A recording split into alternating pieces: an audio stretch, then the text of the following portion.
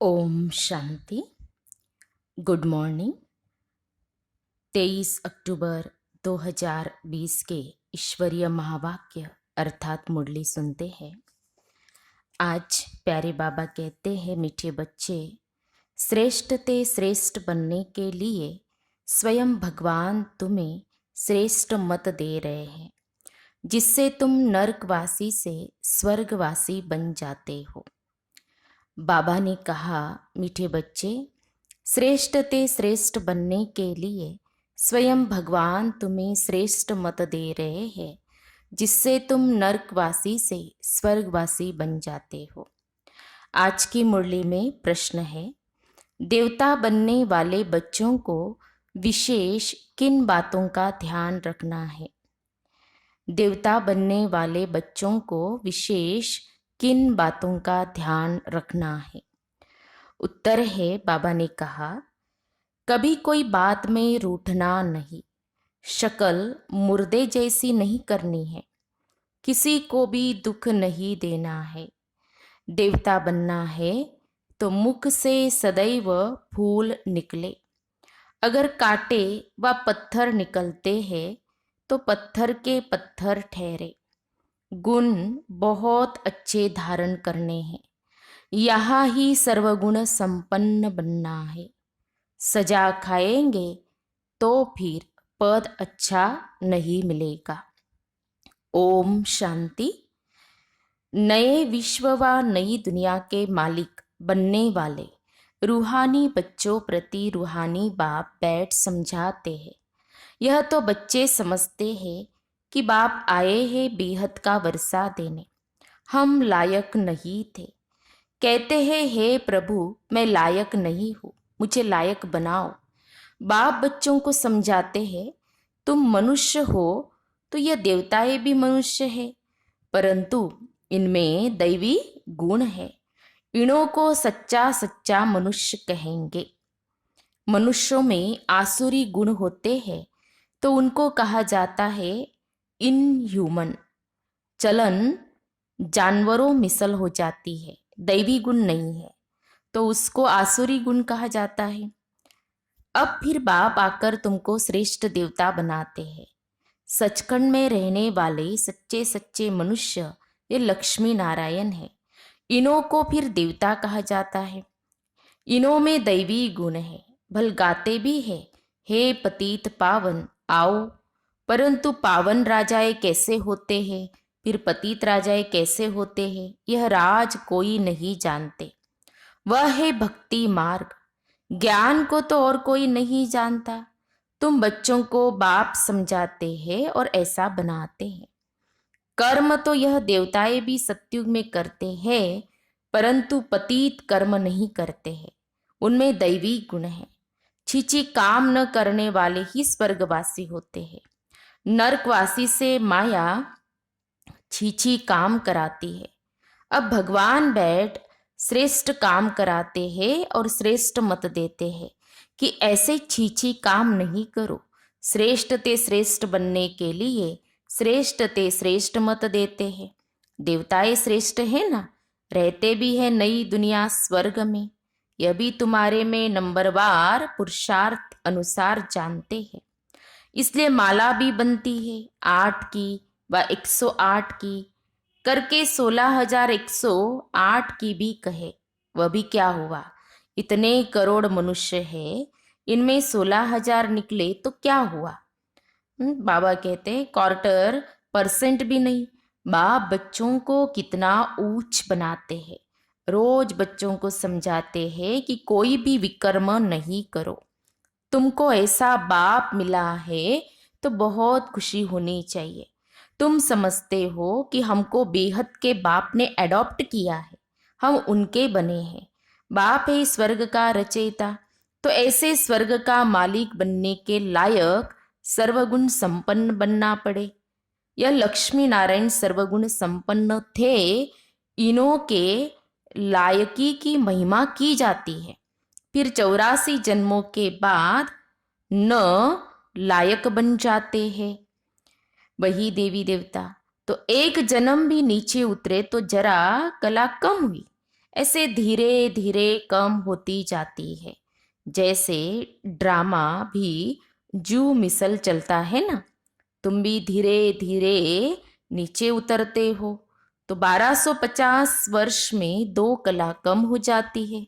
फिर रावण राज्य में जल्दी जल्दी कला कम हो जाती है। सतयुग में 16 कला, त्रेता में 14 कला, और द्वापर में 8 कला, और कलयुग में तो कलाहीन हो जाते हैं। फिर बाबा कहते ग्रहण लग जाता है। जैसे सूर्य चांद को भी ग्रहण लगता है ना, ऐसे नहीं कि चंद्रमा सितारों को ग्रहण नहीं लगता है, सबको पूरा ग्रहण लगा हुआ है। अब बाप कहते हैं याद से ही ग्रहण उतरेगा, कोई भी पाप नहीं करो। पहला नंबर पाप है देह अभिमान में आना, यह कड़ा पाप है। बच्चों को इस एक जन्म के लिए ही शिक्षा मिलती है, क्योंकि अभी दुनिया को चेंज होना है। फिर ऐसी शिक्षा कभी मिलती नहीं। बैरिस्टरी आदि की शिक्षा तो तुम जन्म जन्मांतर लेते आए हैं, स्कूल आदि तो सदा है ही। यह ज्ञान एक बार मिला, बस ज्ञान सागर बाप एक ही बार आते हैं। वह अपना और अपनी रचना के आदि मध्य अंत की सारी नॉलेज देते हैं। बाप कितना सहज समझाते हैं। तुम आत्माएं पार्टधारी हो।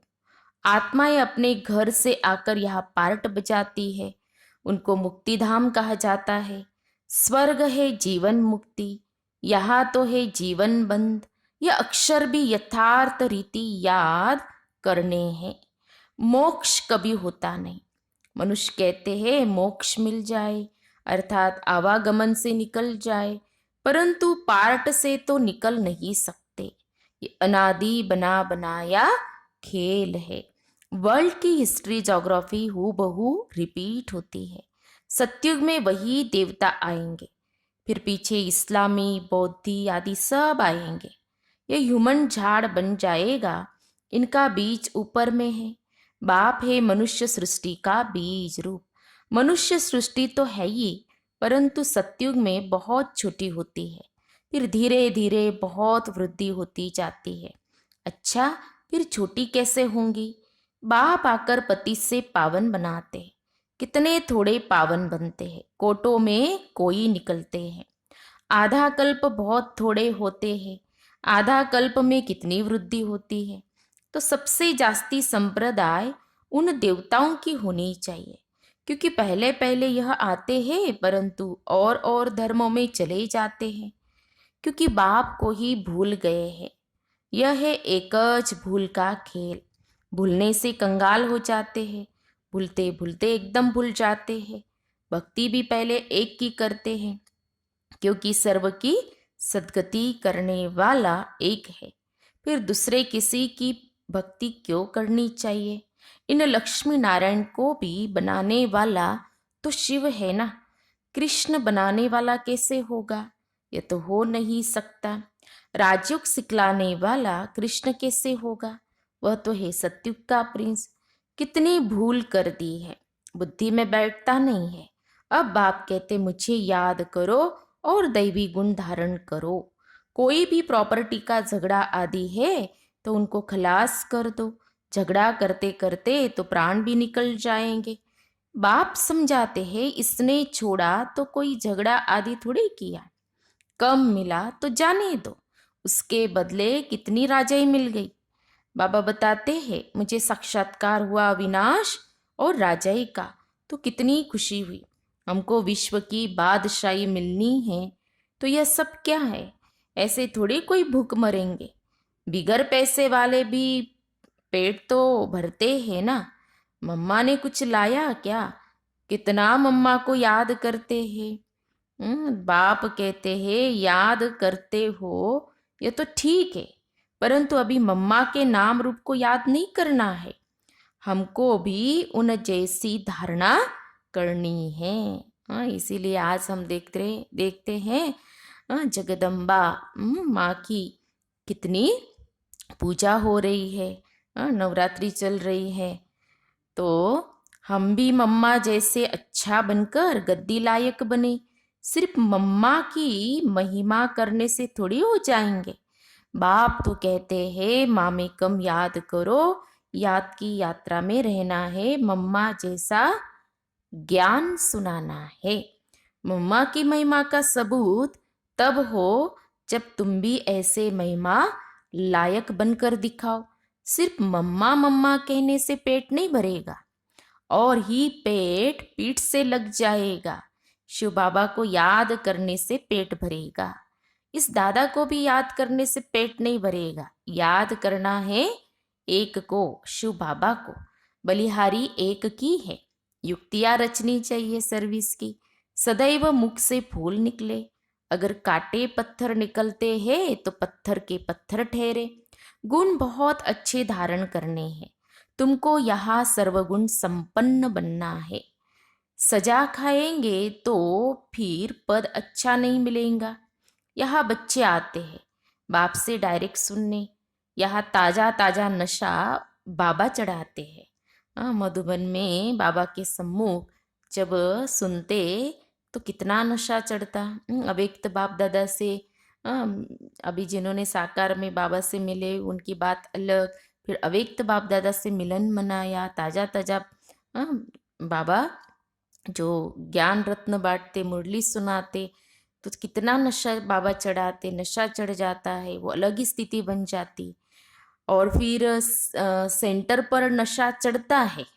देखो मधुबन में ज़्यादा, और फिर सेंटर पर भी नशा चढ़ता है। और फिर घर गए संबंधी आदि देखे तो खलास। और अभी तो कई ऐसे बहुत ही आलसी हो गए हैं, डोंट केयर कर रहे हैं, जैसे कि बस हम तो एकदम मस्त फकीर बन गए, ऐसे कई समझते हैं। सेंटर से जैसे उनका कनेक्शन ही टूट गया है। ऐसे भी है कई। और कई है जो जिनकी लगन है तो वो रखते ही है कनेक्शन। तो देखो बाबा कहते हैं यहाँ तुम समझते हम बाबा के परिवार में बैठे हैं। वहाँ आसुरी परिवार होता है। सेंटर पर जब आते हैं तो अलग ही फीलिंग आती है ना, कि हम बाबा के घर में बैठे, बाबा के परिवार में बैठे हैं। कितने झगड़े आदि रहते हैं। वहाँ जाने से ही कीचड़ पट्टी में जाकर पड़ते हैं। यहाँ तो तुमको बाप भूलना नहीं चाहिए। दुनिया में सच्ची शांति किसको भी मिल न सके। पवित्रता, सुख, शांति, संपत्ति सिवाय बाप के कोई दे नहीं सकता। ऐसे नहीं कि बाप आशीर्वाद करते हैं आयुष्मान भव, पुत्रवान भव, नहीं, आशीर्वाद से कुछ भी नहीं मिलता। यह मनुष्यों की भूल है। सन्यासी आदि भी आशीर्वाद नहीं कर सकते। आज आशीर्वाद देते कल खुद ही मर जाते। पोप भी देखो कितने होकर गए हैं। गुरु लोगों की गद्दी चलती है, छोटेपन में भी गुरु मर जाते हैं, फिर दूसरा कर लेते, या छोटे चेले को गुरु बना देते हैं। ये तो बाप दादा है देने वाला, ये लेकर क्या करेंगे।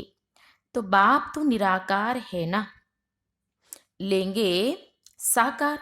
तो यह भी समझने की बात है। ऐसा कभी नहीं कहना चाहिए कि हम शिव बाबा को देते हैं। नहीं, हमने शिव बाबा से पदम लिया, दिया नहीं। ये बाबा ने हम बच्चों को इतना बड़ा टाइटल दिया है कि मेरे पद्मा पदमपति बच्चे। तो बाबा हमको देते हैं, हम क्या बाबा को देंगे। बाबा तो तुमको अनगिनत देते हैं। शिव बाबा तो दाता है, तुम उनको देंगे कैसे। मैंने दिया यह समझने से फिर दे अभिमान आ जाता है। हम शिव बाबा से ले रहे हैं। बाबा के पास इतने ढेर बच्चे आते हैं, आकर रहते हैं, तो प्रबंध चाहिए ना। गोया तुम देते हो अपने लिए, उनको अपना थोड़ी कुछ करना है। चलो बाबा के घर में कोई कंस्ट्रक्शन चल रहा है, बांधकाम चल रहा है, और दिया धन लगाया, तो बाबा कहते हैं बाबा तो वहाँ पर कुछ रहने वाले तो है नहीं ना, रहेंगे तो बच्चे ही। तो बाबा कहते जो भी कुछ किया किसके लिए किया, अपने लिए किया, अपना जमा हुआ। राजधानी भी तुमको देते हैं, इसीलिए करते भी तुम हो, तुमको अपने से भी उच्च में बनाता हो। तो ऐसे बाप को तुम भूल जाते हो। आधा कल्प पूज्य, आधा कल्प पुजारी। पूज्य बनने से तुम सुखदाम के मालिक बनते हो, फिर पुजारी बनने से दुखदाम के मालिक बन जाते हो। यह भी किसको पता नहीं कि बाप कब आकर स्वर्ग की स्थापना करते हैं। हाँ, इन बातों को तुम संगम युगी ब्राह्मण ही जानते हो। बाबा इतना अच्छी रीति समझाते हैं, फिर भी बुद्धि में बैठता नहीं है। जैसे बाबा समझाते ऐसे युक्ति से समझाना चाहिए। पुरुषार्थ कर ऐसा श्रेष्ठ बनना है। बाप बच्चों को समझाते, बच्चों में बहुत अच्छे दैवी गुण होने चाहिए। कोई बात में रूठना नहीं है, शक्ल मुर्दे जैसी नहीं करनी है। बाप कहते हैं ऐसे कोई काम नहीं करो। चंडी देवी का भी मेला लगता है। चंडी का उनको कहते हैं जो बाप की मत पर नहीं चलती, जो दुख देती है, उसको कहते हैं चंडिका। ऐसी चंडिकाओं का भी मेला लगता है। मनुष्य अज्ञानी है ना, अर्थ थोड़ी समझते हैं। कोई में ताकत नहीं, वह तो जैसे खोखले है। तुम बाबा को अच्छी रीति याद करते हो तो बाप द्वारा तुम्हें ताकत मिलती है। परंतु यहाँ रहते भी बहुतों की बुद्धि बाहर में भटकती रहती है। इसलिए बाबा कहते हैं यहाँ चित्रों के सामने बैठ जाओ तो तुम्हारी बुद्धि इसमें बीजी रहेंगी। गोले पर, सीढ़ी पर किसको समझाओ तो बोलो कि सतयुग में बहुत थोड़े मनुष्य होते हैं और अभी तो ढेर मनुष्य है। बाप कहते मैं ब्रह्मा के द्वारा नई दुनिया की स्थापना कराता हूँ, पुरानी दुनिया का विनाश कराता हूँ। ऐसे ऐसे बैठ प्रैक्टिस करनी चाहिए। अपना मुख आप ही खोल सकते हैं। अंदर में जो चलता है वह बाहर में भी निकलना चाहिए। गूंगे तो नहीं हो ना, घर में रड़िया मारने के लिए मुख खुलता है, ज्ञान सुनाने के लिए नहीं खुलता। तो देखो कई माताएं ऐसी है अभी लॉकडाउन में अपने परिवार का भी निमित्त बन करके उद्धार कर रही है। उन्हें ऑनलाइन कोर्स करने के लिए फोर्स करके कई माताओं ने भी कोर्स किया और उनको बहुत अच्छा लग रहा। तो वो भी बाबा के बच्चे बन गए हैं, रोज मुरली सुन रहे हैं। तो देखो मराठी में कोर्स किया तो बार बार बाबा का शुक्रिया। ज्ञान सुनाने के लिए नहीं खुलता बाबा कहते हैं। तो क्या करना चाहिए, उद्धार करना चाहिए, क्योंकि बाबा ने हम बच्चों को निमित्त बनाया है ना। तो चित्र तो सबको मिल सकते हैं, हिम्मत रखनी चाहिए। अपने घर का कल्याण करे, अपना कमरा चित्रों से सजा दो तो तुम बिजी रहेंगे। यह जैसे तुम्हारी लाइब्रेरी हो जाएंगी। दूसरों का कल्याण करने के लिए चित्र आदि लगा देना चाहिए। जो आए उनको समझाओ, तुम बहुत सर्विस कर सकते हो। थोड़ा भी सुना तो प्रजा बन जाएंगे। बाबा इतनी उन्नति की युक्तियां बतलाते हैं, बाप को याद करो तो तुम्हारे विकर्म विनाश होंगे। बाकी गंगा में जाकर एकदम डूब जाओ तो भी विकर्म विनाश नहीं होंगे। यह सब है अंधश्रद्धा। हरिद्वार में तो सारे शहर का गंध आकर गंगा में पड़ता है। सागर में कितना गंध पड़ता है, नदियों में भी किचड़ा पड़ता रहता है। उससे फिर पावन कैसे बन सकते। माया ने सबको बिल्कुल बेसमझ बना दिया है।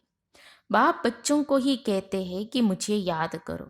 तुम्हारी आत्मा बुलाती है ना, हे पतित पावन आओ। वह तुम्हारे शरीर का लौकिक बाप तो है, पतित पावन एक ही बाप है। अभी हम उस पावन बनाने वाले बाप को याद करते हैं। जीवन मुक्ति दाता एक ही है, दूसरा न कोई। इतनी सहज बात का अर्थ भी कोई समझते नहीं है। अच्छा, मीठे मीठे सिखी लदे बच्चों प्रति मात पिता बाप दादा का याद प्यार और गुड मॉर्निंग। रूहानी बाप की रूहानी बच्चों को नमस्ते। हम रूहानी बच्चों की रूहानी बाप दादा को याद प्यार और नमस्ते नमस्ते। ओम शांति, ओम शांति, ओम शांति। गुड मॉर्निंग बाबा, शुक्रिया बाबा, थैंक्स बाबा। फिर ये धारणा के लिए मुख्य सार, आज की मुरली का सार 2 पॉइंट में। पहली पॉइंट, मुख से ज्ञान रत्न निकालने की प्रैक्टिस करनी है। चलो हम ज्ञान नहीं सुना सकते हैं तो हम बता तो सकते हैं ना कि ऐसा ऐसा कोर्स है 7 दिन का, ऑनलाइन शुरू है, आप करो। ये भी तो बता सकते हैं। कभी मुख से काटे व पत्थर नहीं निकालने हैं। अपना और घर का कल्याण करने के लिए घर में चित्र सजा देने हैं, उस पर विचार सागर मंथन कर दूसरों को समझाना है, बिजी रहना है।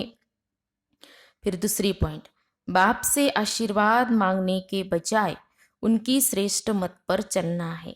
बलिहारी शिव बाबा की है, इसलिए उन्हें ही याद करना है। जैसे बाबा ने कहा ना कि मम्मा मम्मा करते हैं, लेकिन मम्मा ने जो धारणा की वो धारणा हमें अपने जीवन में करनी है। हाँ, तो यह अभिमान न आए कि हमने बाबा को इतना दिया। यह अभिमान तो बिल्कुल नहीं आना चाहिए। अभी कितने हैं जो हिस्सा निकाल रहे हैं बाबा का। बाबा ने तो कहा ना हम बाबा को देते ही नहीं, वो खुद के लिए करते हैं। तो बाबा ने हमेशा कहा है जो भी हम कमाई करते हैं, चलो कुछ भी है घर में जो भी आता है धन, उसमें से एक मास में के लिए बाबा के लिए निकालना चाहिए। हमारा बाबा के घर के लिए, बाबा के यज्ञ के लिए जो भी है वो निकालना जरूर चाहिए। तो और उसमें ये अभिमान भी नहीं आना चाहिए कि हमने बाबा को इतना दिया। जब करेंगे तभी तो मिलेगा, नहीं तो कैसे मिलेगा? नहीं मिलेगा। भोग लगाना अलग चीज है, अलग बात है, लेकिन हर मास बाबा के लिए, एक बाबा के यज्ञ के लिए निकालना वो अलग बात है। तो इसलिए ये सोचना है हर एक ने। आज की मुरली में फिर बाबा का वरदान है, विश्व कल्याणकारी की ऊंची स्टेज पर स्थित रह, विनाश को देखने वाले साक्षी दृष्टा भव। विश्व कल्याणकारी की ऊंची स्टेज पर स्थित रह, विनाश लीला को देखने वाले साक्षी दृष्टा भव। स्पष्टीकरण है, अंतिम विनाश लीला को देखने के लिए विश्व कल्याणकारी की ऊंची स्टेज चाहिए, जिस स्टेज पर स्थित होने से देह के सर्व आकर्षण अर्थात संबंध, पदार्थ, संस्कार, प्रकृति के हलचल की आकर्षण समाप्त हो जाती है। जब ऐसी स्टेज हो तब साक्षी दृष्टा बन ऊपर की स्टेज पर स्थित हो शांति की, शक्ति की किरणें सर्व आत्माओं के प्रति दे सकेंगे। स्लोगन है, ईश्वरीय शक्तियों से बलवान बनो तो माया का फोर्स समाप्त हो जाएगा। ईश्वरीय शक्तियों से बलवान बनो तो माया का फोर्स समाप्त हो जाएगा। तो ये थे प्यारे बाबा के मधुर महावाक्य, ईश्वरीय महावाक्य। तो आज प्यारे बाबा ने हम बच्चों को बहुत धारणा युक्त बातें बताई। बाबा ने कहा कि हमेशा हमारे मुख से रत्न ही निकलनी चाहिए, पत्थर नहीं। और ये सोचना है कि मम्मा जैसे नवरात्रि चल रही ना, तो मम्मा ने जैसे अपने जीवन में धारणा की तो हमें भी वैसे मम्मा जैसे धारणा करनी है अपने जीवन में। जैसे कि ज्ञान धन मम्मा ने बांटा तो भविष्य में लक्ष्मी बनी, है ना। तो वैसे हमें भी अपने जीवन में बनना है, अपने परिवार का भी उद्धार करना है। उन्हें भी बाबा का परिचय जरूर देना है। तो जैसे बताया कि हम उनको कोर्स करने के लिए बोल सकते हैं, बाकी उनका भाग्य है ना, तो वो बुलाना न दे। तो ये बहुत सारी बाबा ने आज बातें बताई है।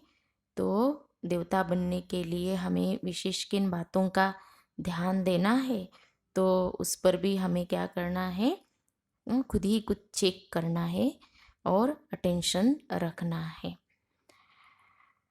आज की मुरली से 5 प्रमाण आप जरूर निकालेंगे और उसका अभ्यास जरूर करेंगे। अच्छा, ओम शांति, ओम शांति, ओम शांति।